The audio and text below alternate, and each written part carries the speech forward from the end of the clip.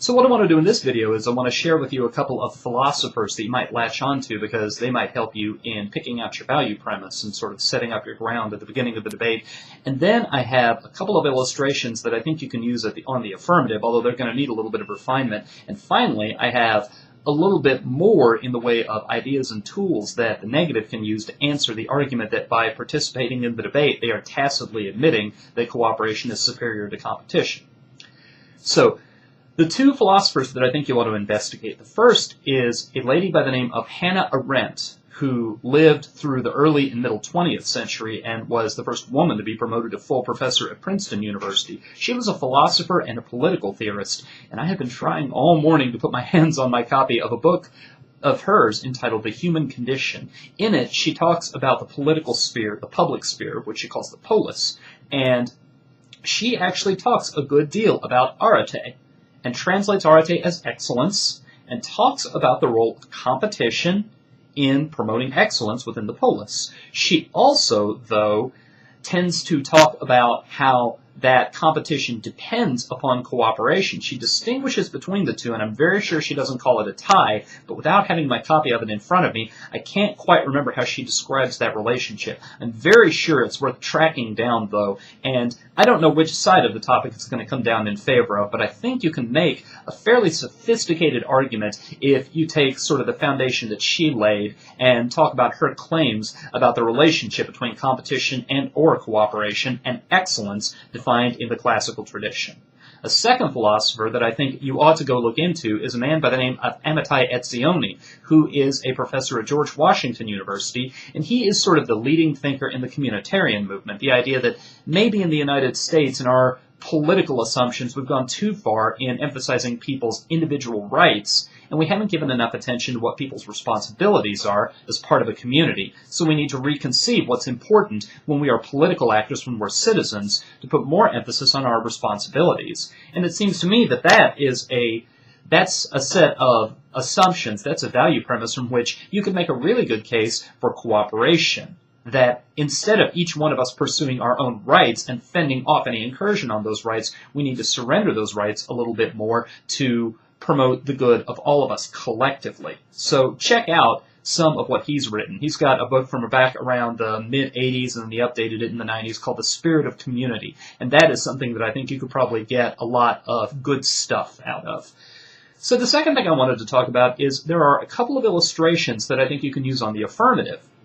One of these, there's going to be, I think, a steady push and pull over how do we fit sports into talking about competition versus cooperation? Because sports obviously is a competition, but there are a lot of sports that are team sports where cooperation goes on every time the sport is played.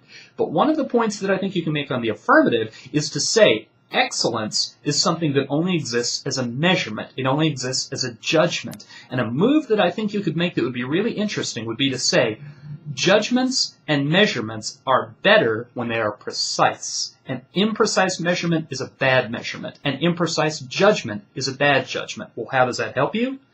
Individual sports that minimize competition, the judgment of how much excellence was involved and who was excellent and what contributed to their excellence is far more clear than a team sport, because you can be on a basketball team that's dominant year after year, or a football team that has a winning streak that goes on for years, and you can be a bench warmer. And the fact that you have the uniform and you have the affiliation with the team, there can be mistaken judgments that you must be excellent at the sport. But individual sports, some of the Olympic sports, or tennis, for example, singles tennis, when someone is excellent, there's no doubt what is contributing to their excellence. There's no doubt what the source of that excellence is. It is that one player's talents, contribution, motivation, and so forth, and so that judgment is more precise.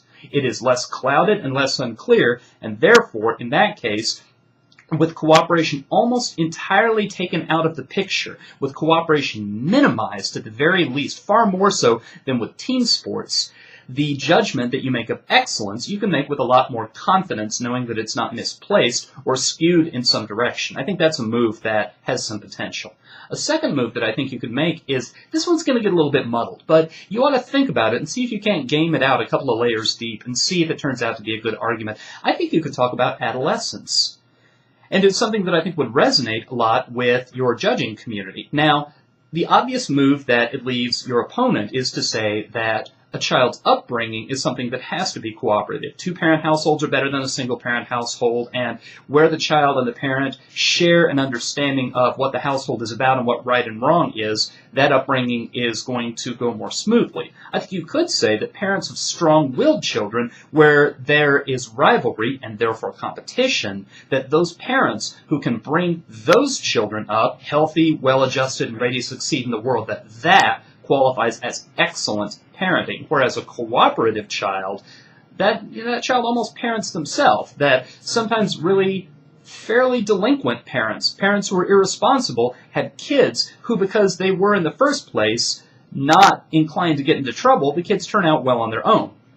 To bring it back to adolescence, what most kids have to do in the final stage of getting ready to become independent and to pursue their own careers and ambitions and so forth is they have to pull away. They have to start asserting themselves. They have to distinguish what it is that they want from their parents. And I think you could define that as a competitive enterprise that is fundamentally healthy, and that if cooperation goes on too long, then rot sets in, failure to launch sets in.